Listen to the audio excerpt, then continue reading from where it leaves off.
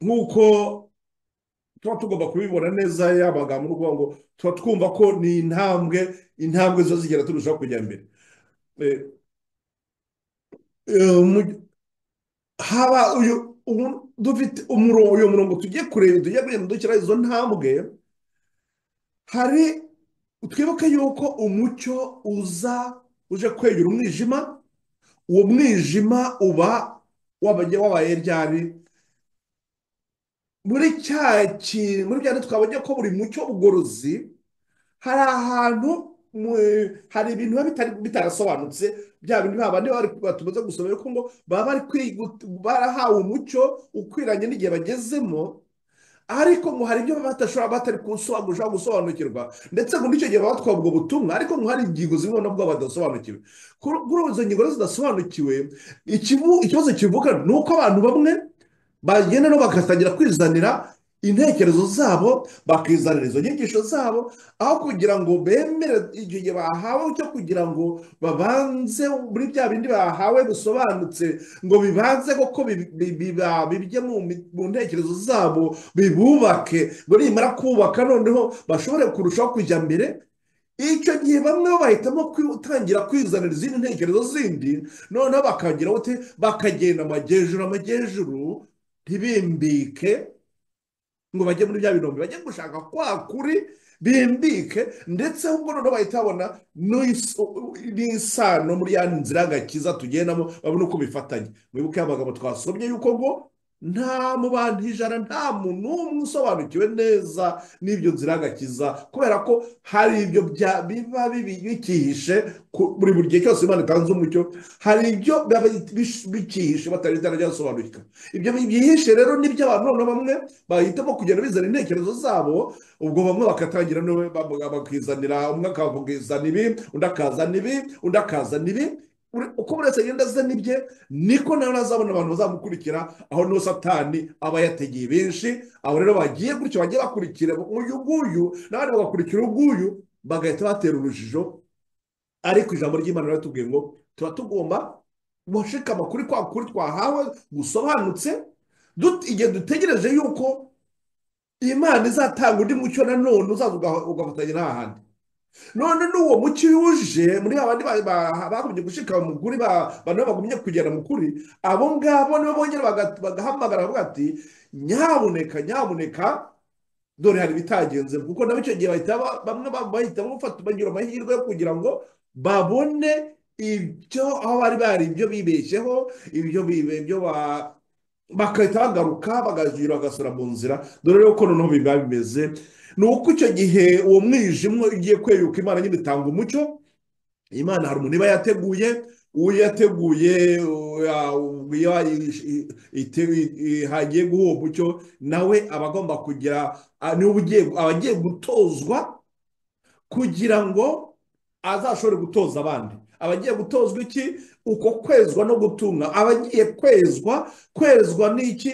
N'ijambo ry'Imana. Rya jambo ry'Imana rigiye kumweza, rigiye kumushyira mu kuri nyako ashikama. Dore uko rero icyo gihe ngo bamwita ngo ni marayika wa mbere.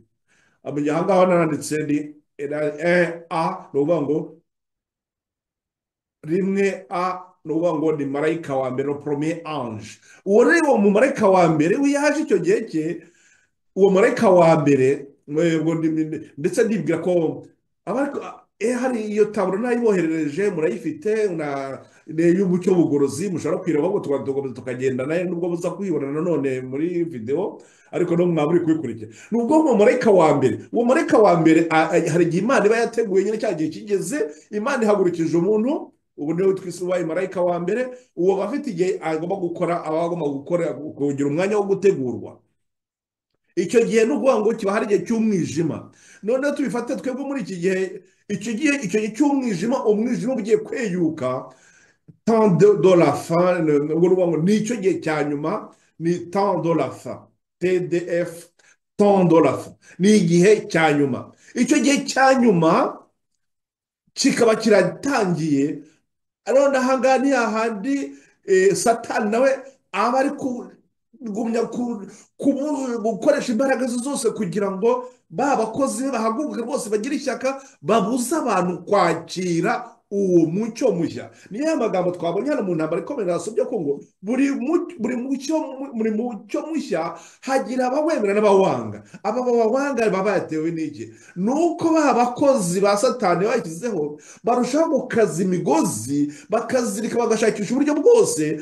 Ndetse niho hari amagambo yenda ntasomye nayo kuba nagumye muri kiriya gice kinini cya 38 mu ntambara ikomeye, batubwira ko ngo buri gihe cyose Imana agiye hari abantu ihagurutsa kugira ngo bacyahe ibibi biri gukorerwa mu itorero, ndetse n'ibikorwa kugira ngo mbese bose bagaruke mu nzira, uko ngo bari gucyahwa. Ariko muri uko gucyahwa bamwe ntabwo bishimira kubona amagambo abaserereza bumva badashaka kumva.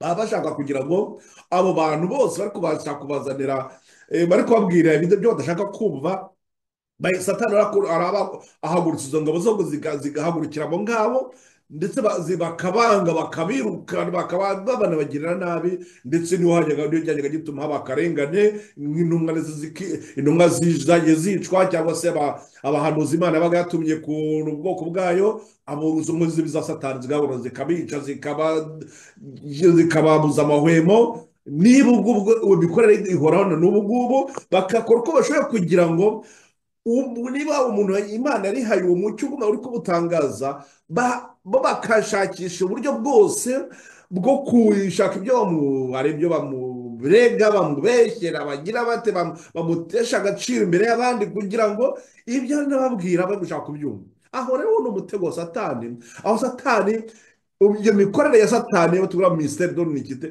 iyo mikorere ya satani ni hariya urebe na umurongo utukura baragize ngo ministeri donikite. Ibyo rero no abagomba gucura murunga, abo nibo bagiye kwemera ubutumwa bwa marayika wa mbere. Ubwo noneho akaba icyo gihe cyo gutera intambwe. Ya magambo nababwiraga ubutumwa bwatoranyije umuzingo wa mbere kuri paji ya 147, niyo nabagize kubasomera ngariya none ndetse tuze kuza kugera kwanyuzaho, ariko sinza gufata umwanya wo kuyasoma, ndibuze kuyanyuzaho gusa kugira ngo muyabone, ibwo mwawe kugira mukayafata mukayisomera ubwanyu. Ariko nubwo cy'uruvuga ngo igikurikira ni uko abo nguwo Imana yahamagaye agira umwanya wo kujijuka. Imana iramwigisha akagira umwanya wo kujijuka. Buri mucyo ubwo turebye nko kuri iyi mireri, murabona turi kuri Facebook, murabona nk'iyo taburo n'ubundi yani inyuma yanjye. Iyo taburo ni yayindi bababwira ikarita 1443 iri ubuhanuzi bwa Daniyeli n'ibyahishuwe. Iriya karita niyo mireri yashoboye gusuya ibintu by'Imana yagendaga irushaho kumusobanurira, maze gashobora kubona ubwo ruhererekane rw'ubuhanuzi, ndetse biza gutuma yiga abona biriya bya 2300, abona ko uriya mwaka w'1443 ntabwo biva mu mwaka w'1443, avuga ati Kristo azagaruka. Yarazi ko nyine ngo ubuturo bwezwa ari uko ngo rizagaruka. Ubwo nuko ariko nuko bari bamenyere ko ngo kumva ko ngo ubuturo bwera buzezwa, bumvaga ko isi izaza nyine isi izahirwa, Imana izaziga igakubura rwose, ikeza itorero. Urumva ngo bumvaga ko reka rizabagarutse, ariko urumva ko babyibeshyagaho. Ariko urumva aho ngaho Imana yo imuhaye umwanya wo kugira ngo yige ajijuke. Nimusoma ku mateka ya Bireri ho tuba ko yatangiye kwiga mu mwaka w'1816, amara imyaka 2 ari kwiga, ari kujijuka. Agera mu mwaka w'1818 amaze kugera ku mwanzuro. Iyo mwabazabisomera ntabwo nabitindaho, reka nanuko ndi kugira mbere gusa ko haba iyo ntambwe ya mbere yo kujijuka. Iyo ntambwe ya mbere yo kujijuka ikurikirwa nuko habaho icyo ngo umuntu arasobanukirwa neza n'uwo mucyo mushya, uko yagiye bugatera ingingo kwida akantu ku kandi, arushaho kugira ubwo bwuzu no kurushaho kujya mbere, akarushaho kumva rwose anezerewe cyane. Iyo noneho uwo mucyo mushya ugasobanuka muri we rwose, akumva rwose umucyo noneho warasobanutse. Uwo mucyo umaze kumva, umaze gusobanuka, ikindi gikurikiraho agira umwanya yuko Imana iguhagurutsa, itanga ikimenyetso mvajuru. Icyo kimenyetso mvajuru nicyo kiba kije gutsindagira bya bintu wa mucyo yawe wa wundi yasobanukiwe. Imana ikaroni ikaza igatanga ikimenyetso cyerekana yuko koko uwo mucyo ari ukuri nyako. Ubwo noneho wa wundi koko rya shyaka yari afite nuko yari amaze kubibona, akarushaho noneho kumva nawe rwose. Ubwo ni uwo mucyo noneho Imana ubwayo irawutanze, noneho ubwayo nayo yigire iraje ikimenyetso. none ni ukuvuga ngo abari kurushaho kwinangira, ba bandi bari kurushaho kwinangira abo ngabo bishakiye abo nzira. Ariko hari ba bandi babagabo bagishidikanya gakeya, noneho Imana ibakuriyeho izo ngingimira ikavuga ati niko kuri ngubwo. Ubwo noneho abantu bakagenda. Ahangaha dufashe ku rugero, tugarutse ku rugero rwa William Mireri niwe wari amaze gutanga ubutumwa marayika wa mbere ngo mwubahe Imana muyihimbaze kuko igihe cyo gucira abantu urubanza gisohoye. Imana yatanze ikimenyetso mvajuru yatanze cyari kije guhamya uburyo Mireri yabaga ari kwiga, uburyo yari yarakoresheje bwo kwiga, kije guhamya ihame rivuga yuko umunsi uhanye n'umwaka, kuko tubona muri Ezekiyeli igice cya 4:6 cyangwa se mu kubara igice cya 14:34. Iryo niryo hame umunsi uhanye n'umwaka, niryo hame Mireri yari yakoresheje, bituma noneho ashobora kwerekana izo mbonerahamwe zose ari kugenda akora, akabona imibare akabona imibare yariyo. Noneho kugira ngo Imana ize ibihamye neza, itanga ikimenyetso mvajuru. Icyo kimenyetso mvajuru yatanze, yahagurukije Josiah Rich. Uwo Josiah Rich yari yamenye nawe ubutumwa bwa Mireri, uko nawe bwo muri uko kuba ari kumwe na Mireri, nawe noneho uwo Josiah Rich asobanukirwa yuko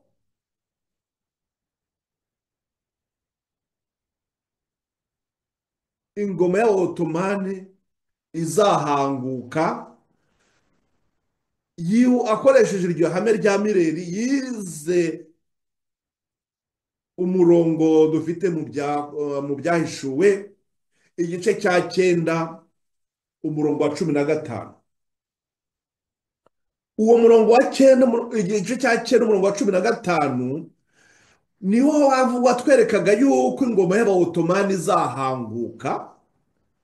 Iyo ngoma y'Abaotomani, ubwo Josiah Rich akoresheje iryo hame nawe ryo ku munsi uhanye n'umwaka, ahita avuga ati nkurikije uko bingiri hame n'umurije n'uko ibyanditswe tubwiye, turabona yuko iyo ngoma y'Abaotomani izahanguka.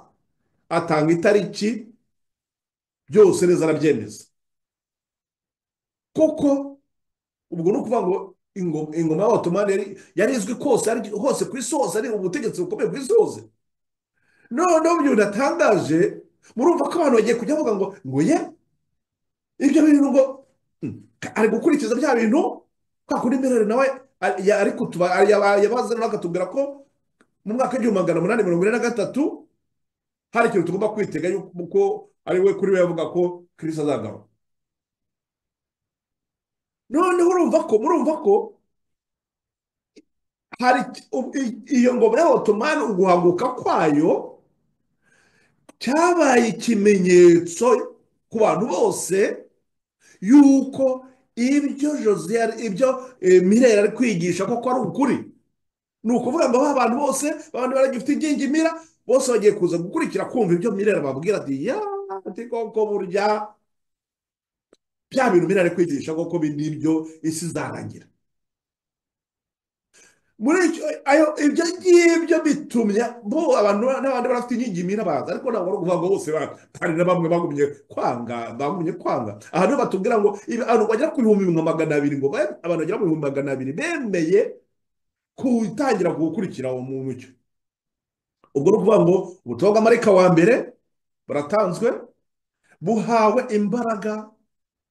Ubutumwa bwa mbere butanzwe na Mireri, buhawe imbaraga na Josiah Rich. ubwo ni ukuvuga ngo ubutumwa bwa marayika wa mbere bugeze ku nshingano bwahamagariwe. ubwo noneho ikindi gikurikiraho hahita hajyaho amahame shingiro.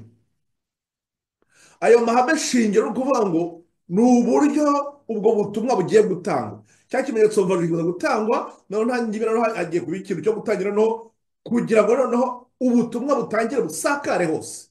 ugomba kuba ufite uburyo ubwo butumwa, ayo mahame shingiro ahari. ku gihe cya Mireriho rero, bo niho iriya karita mu mabwiriza 1843 yari iriho, yari imaze kwerekana iriho ubuhanuzi bwa Daniyeli n'ibyahishuwe. ayo makarita niyo yagomba gukoreshwa kugira ngo noneho ubutumwa bakoreshe, bakore kampanye d'evangelisation, bagende baburire, batange imiburo igere hirya hino, babwire abantu hirya hino. y'ibyo mahame shingiro. aya mahame shingiro noneho igikurikiraho ni uko ngo Satani icyo gihe narahaguruka. urabona nongeye gucaho n'umurongo utukura. Satani arahaguruka akarwanya umucyo, akongera agahagurutsa izo ngabo zigarushaho no gushikama no kuba rwose zigushyiraho umuhati cyane, zikabuza abantu kugira gute, kwinjira mu ntambwe ya kabiri. intambwe ya kabiri ariyo butumwa bwa marayika wa kabiri. bagiye kubuza abandi kwinjira mu butumwa bwa marayika wa kabiri. mu butumwa bwa marayika wa kabiri, intambwe ya kabiri ni intambwe yo kwezwa no gutunganywa. iyo ntambwe ya mbere, abantu babwiwe ubutumwa, bagize n'umwanya wo kuvuga ngo bari kuko barihannye, noneho hari igihe bagize ukwizera, bagomba gutangiraho kugira gute, kugira ngo kwizera, bagiye kwizera kuko bagiye kugirana isano na Kristo muri ntambwe ya kabiri yo kubeza no kubatunganya. muri iyo ntambwe umumarayika wa kabiri noneho nawe akagira igihe cyo guhabwa imbaraga. hakaboneka ikimenyetso mvajuru. icyo kimenyetso mvajuru kije guhamya nanone by'uwo mucyo mu gihe ubutumwa bw'amarayika wa kabiri. nanone bikongera bigakorwa nka kuriya byabaye no muri uwa mbere. Satani akongera agahaguruka, akaba abangaba bemeye umucyo, bemeye icyo kimenyetso, bemeye kwezwa n'umucyo w'amarayika wa kabiri. abo ngabo ubwo baba babaye abatwaramucyo, bashobora kwinjira mu ntambwe ya gatatu y'aho marayika wa gatatu.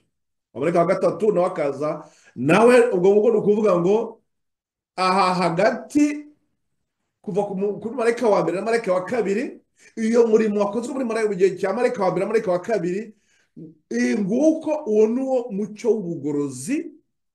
uwo mucyo w'ubugorozi niwo uri nababwiye uzagenda wongeranya n'ubundi. abangaba barengeje uyu murimo. ni ukuvuga ngo, fashe urugero rwa Mireri, ni ukuvuga ngo Mireri n'abaye mu butumwa bwe banyuze muri uyu mwiteguro, kugira ngo abavamo bavuye muri uwo mwiteguro bajye gukora umurimo wa marayika wa gatatu, binjire mu mucyo. bya bindi batubwira, mwumva ko Mireri yigisha akavuga ngo mwubahe Imana, muyihimbaze ku gihe cyo gucira abantu urubanza gisohoye.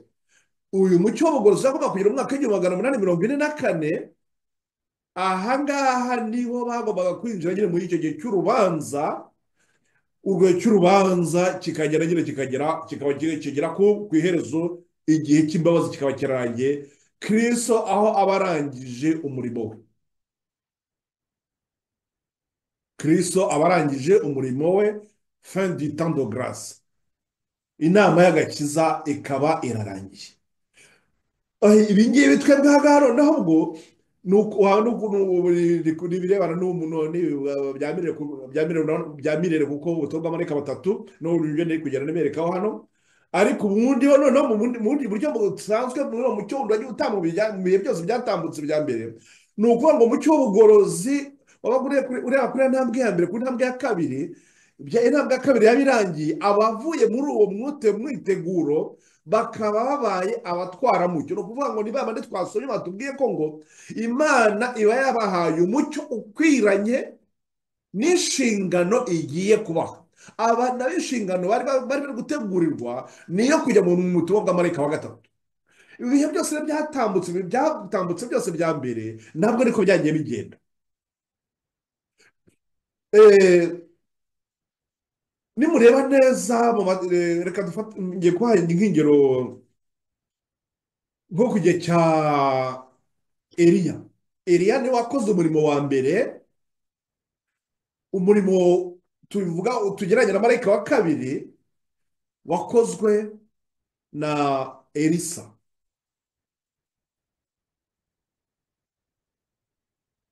Urumva ko nubwo muri icyo gihe umurimo wabo umugorozi bwari bumugeze ku nshingano kugira ngo abo ngabo kuko abantu bagaruwe mu mucyo batangira gukora ibikwiriye. Noneho tugiye ku gihe cya Kristo, dufite Yohana wateguraga, wahamagara abantu kwihana. Noneho Kristo we akaba ari gukorera intambwe ya kabiri yo kwezwa no kudutunganywa, kwezwa no kudutunganya, ariwo none wa murimo tureba tubifashe muri ya shusho y'ubuturo bwera. Hariya hambere ni hahandi hibiya cyane n'igitambo byari bikorerwa hanze haba hamwe hari igicaniro. Noneho baba binjiye mu ihema, hakaba ariho duhera iriya ntambwe ya kabiri, ariho umutambyi ariyo nzira yo kwezwa no gutunganywa. Abo noneho iyo nzira yo kwezwa no gutunganywa igeze, hagomba kwinjira kwa hahandi h'urubanza ahera cyane, ariho tureba herekeye byerekeye n'urubanza. Nizo mpamvu natwe muri ubutumwa bwa marayika batatu nabwo, kuko twatubwiye ko ngo twasomye amagambo mu gihe cyatambutse Imana yitanze umucyo. Uwo mucyo uba ufite ibyo uhuriyeho n'umucyo ukurikiyeho, ingingo ziba zisa ngo ndetse noneho ubu ukaba nk'uko natwe twabonye niwo nanone uzakongeza umucyo uzakurikiraho. Uwo mucyo uzakurikiraho ukaza uze gusobanura cya gice kiri kurangira, cya kindi babandi bari gutanga ubwo butumwa nabwo ubu babaga batari kugisobanukirwa neza. Aha niho hantu nakunze ndigize kubabwira byerekeranye n'ubu ikigo nabwo natanze mbabwira ibyerekeranye n'ubu iherezo rya byose riri bugufi. Iryo ngibyo Petero yarabitangaje, intumwa zarabitangazaga, ariko mwibuka ko zatangazaga ibyo ngibyo zidafite ibyahishuro. Umujyo twebwe dufite ubu ngubu ni mwinshi ugereranyije n'uwo intumwa zari zifite muri igihe cyabo, ariko ni ukuvuga ngo izo zakoze mu gihe cyabo ni inshingano bari Imana